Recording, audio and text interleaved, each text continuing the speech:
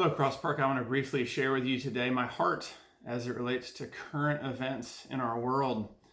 Thursday night at our session meeting, we discussed what was happening with the death of George Floyd. Many of you have seen the video and you've mourned. Your heart has broken for the obvious and awful injustice of what happened. And oftentimes, I don't always choose to reflect on current events, but I felt like this was a different kind of case, that it was worth talking and thinking and responding in some way to what's going on in our world. It's easy to say too much or too little, to fear saying the wrong thing, but sometimes you simply need to speak. And so I have a few thoughts on how we can begin to respond to what's going on in our country. First, we should lament.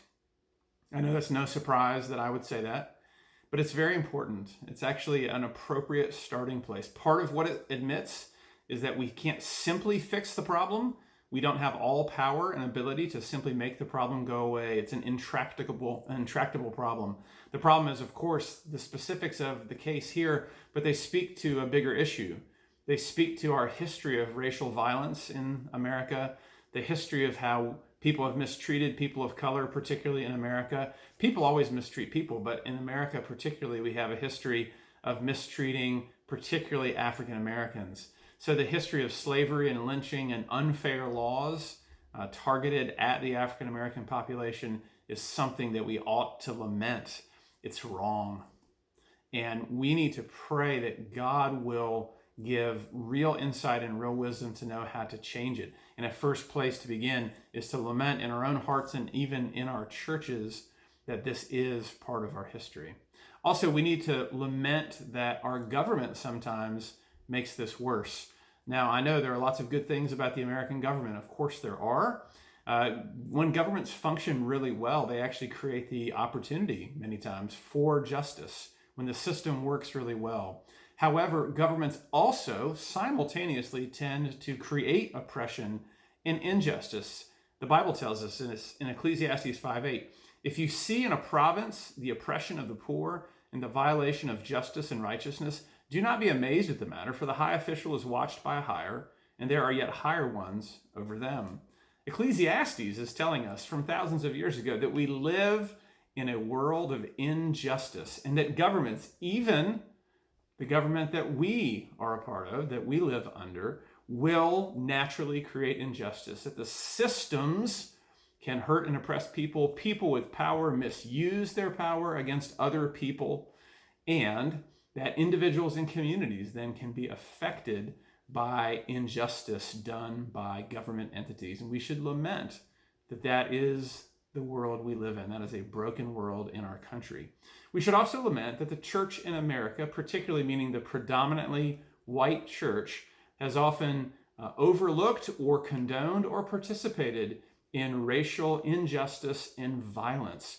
We should deeply lament this. This is to our shame, and we should say that we do not want to be a part of such injustice, that we want to be a church that cares about justice and righteousness for our fellow human beings. So we should lament the death of a fellow image bearer in an unjust way, and also lament the racial violence and pain in our country. Secondly, we should listen. We should listen to our brothers and sisters, our African American brothers and sisters, who are telling us that their experience of life in America is often very different from the experience of an average white person. That there is pain, there's agony, and that even the history of racial violence and tension in America is not something that can be easily overcome. So we should listen. We should listen closely to the reason that our brothers and sisters are in such pain.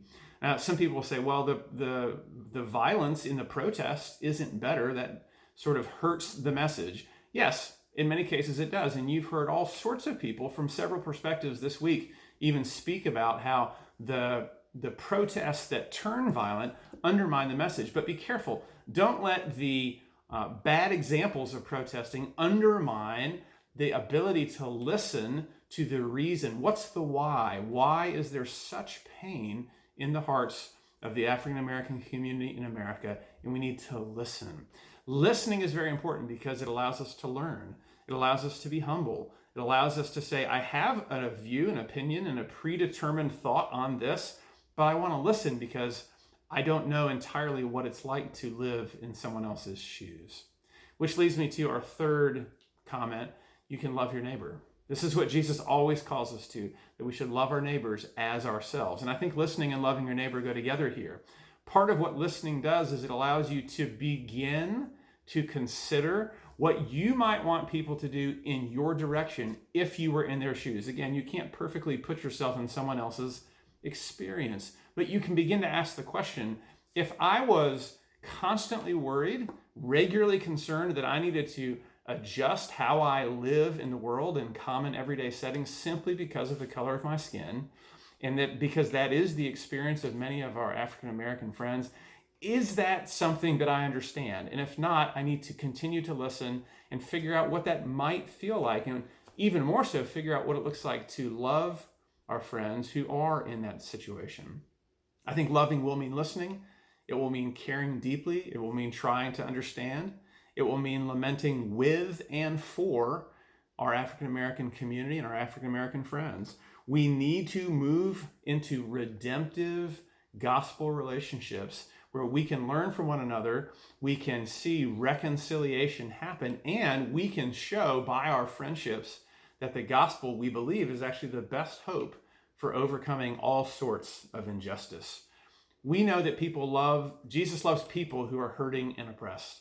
We're quick to claim that when we're in pain for ourselves. We want to believe and we want to hope that Jesus will move into our pain as individuals. Let's also be quick to claim it in this case. Let's be quick to claim it for the African American community, that our friends who are experiencing pain and suffering, that they need to know that not only does Jesus love them, not only do their lives matter to Jesus, but their lives matter to their white friends, to people of other ethnicities, and that as fellow believers and as fellow citizens of America, as fellow humans, we want to care deeply about human suffering of all kinds. Well, Cross Park, I hope that these ideas will be somewhat helpful to you. They'll give you something to think about. We are going to have an opportunity later this week. Be looking in your email for an informal time to come together and lament and pray for racial healing in our country. Please do pray that even as us, a small church, predominantly white middle-class church, that we would be wise, we would be sensitive, we would listen to friends within and without our own church about their experience, and that God would help us to care for justice and righteousness as he defines it. Thank you, Cross Park. Have a good day.